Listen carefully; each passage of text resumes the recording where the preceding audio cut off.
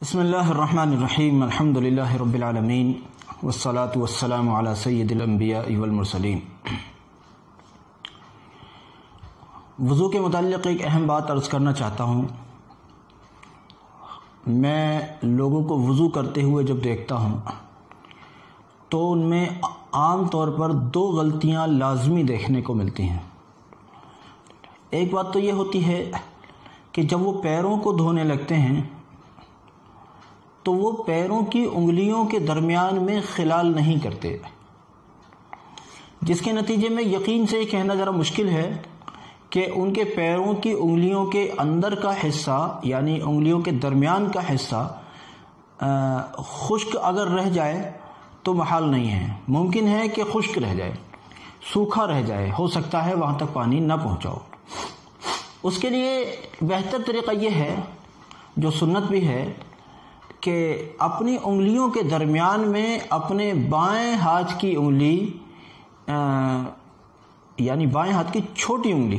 یہ میرا بایاں ہاتھ ہے، آپ کو دایاں لگتا ہوگا، یہ میرے بائیں ہاتھ کی انگلی چھوٹی انگلی، اس کو انگلیوں کے درمیان میں ڈال کر اوپر سے پانی آپ ڈال رہے ہیں، بیچ میں اس انگلی کا استعمال کر رہے ہیں۔ اس طرح سے فائدہ یہ ہوگا کہ انگلیوں کے درمیان میں پانی پہنچ جائے گا، اور یہ امکان کم رہے گا کہ درمیان میں پانی نہیں پہنچا۔ اب اس کا طریقہ یہ لکھا ہے کہ پہلے دائیں پیر کے یعنی سیدھے پیر کی جو چھوٹی انگلی ہے اس چھوٹی انگلی کی طرف سے شروع کیا جائے، پھر اس کے برابر، پھر اس کے برابر، پھر اس کے برابر، اور پھر بائیں پیر کے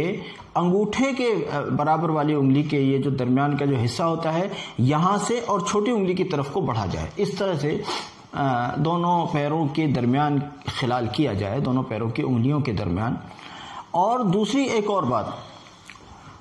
لوگ عام طور پر دیکھنے کو آتا ہے یا تو دائیں ہاتھ سے پیروں کو دھوتے ہیں یا کچھ بیچارے دونوں ہاتھوں سے پیروں کو دھوتے ہیں۔ یاد رکھیے اس کا بہتر طریقہ یہ ہے کہ آپ بائیں ہاتھ سے پیروں کو دھوئیں، بائیں ہاتھ سے الٹے ہاتھ سے پیروں کو دھوئیں، یہ طریقہ بہتر ہے۔ اگر کسی نے اس کے خلاف بھی کیا جائز بھلے صحیح، لیکن یہ احسن نہیں ہے۔ اصل طریقہ یہ ہے کہ جب آپ پیروں کو دھوئیں تو اس ہاتھ سے الٹے ہاتھ سے دھوئیں، بائیں ہاتھ سے دھوئیں، یہ ہے طریقہ۔ ایک اور چیز، جس طرح سے انگلیوں کے درمیان میں خلال کرنے کی بات کہی جا رہی ہے، کچھ علاقوں میں خواتین جو شادی شدہ ہوتی ہیں وہ پیروں کی انگلی میں چھلی وغیرہ پہنتی ہیں، حالانکہ یاد رکھیے اس چیز کا اسلام سے کوئی تعلق نہیں ہے۔ ہم مسلمانوں میں چھلی چٹکی وغیرہ پہننا یہ کوئی شرعی چیز نہیں ہے، اس کی کوئی اصل نہیں ہے۔ یہ مجھے ایسا لگتا ہے کہ یہ غیروں سے ہمارے معاشرے میں منتقل ہونے والی چیز ہے، ورنہ اسلام سے اس کا کوئی تعلق نہیں ہے۔ عورتوں میں ہوتا ہے کہ وہ جو شادی شدہ خواتین ہوتی ہیں وہ اس کا استعمال کرتی ہیں، اور جو شادی شدہ نہیں ہوتی ہیں وہ اس کا استعمال نہیں کرتے ہیں، گویا اس کو یہ سمجھتی ہیں یہ سہاگ کی نشانی ہے، بس یہی چیز اس کو ثابت کرتی ہے کہ یہ ہندوانہ چیز ہے، مسلمانوں سے اس کا کوئی لینا دینا نہیں ہے۔ تو اگر جن علاقوں میں اس کا استعمال ہوتا ہے اگر چھوڑ دیا جائے تو زیادہ بہتر۔ بہرحال میں نے یہ بات اس لیے ذکر کی کہ جس طرح سے انگلیوں کے درمیان میں خلال کرتے ہیں، اسی طرح سے چھلی چٹکی جو بھی خواتین نے پہن رکھی ہے اس کو بھی گھما کر اس طرح سے گھمایا جائے کہ اس کے اندر بھی پانی پہنچ جائے، تھوڑا آگے پیچھے کر کے یا ادھر ادھر گھما کے اس طرح سے کیا جائے کہ اس کے اندر بھی پانی پہنچ جائے۔ اور اگر مان لیجیے کوئی انگوٹھی وغیرہ پہن رکھی ہے، کوئی رنگ وغیرہ پہن رکھی ہے، یا کوئی اور اس ٹائپ کی کوئی چیز پہن رکھی ہے، تو اس کو بھی اس طرح سے یا تو یوں آگے پیچھے اس طرح آگے پیچھے کر کے یا اس طرح گولائی میں گھما کر جیسے بھی ہو سکتا ہے اس کے اندر پانی پہنچنا چاہیے، ایسا نہ ہو کہ وہ حصہ سوکھا رہ گیا۔ ایک اور اہم بات، خواتین ناک کان میں زیورات پہنتی ہیں،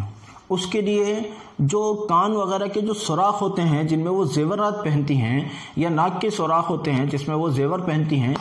تو اس سوراخ کے اندر بھی پانی پہنچانا وضو کے اندر ضروری ہے، اس کے اندر پانی پہنچانا بھی ضروری ہے۔ یہ ایسی اہم باتیں ہیں جن پر عام طور پر توجہ نہیں ہوتی، لوگ کئی بار ان چیزوں کی طرف توجہ نہیں کرتے، کہنے کے لیے بڑی عام بات ہیں، مگر وضو کے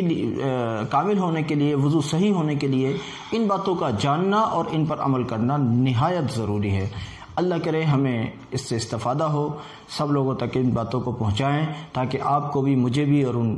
سننے والوں سبھی کو اللہ کے فضل سے اس کا ثواب بھی ملے اور اپنی غلطیوں میں اصلاح بھی کریں۔ جزاکم اللہ۔ السلام علیکم ورحمۃ اللہ وبرکاتہ۔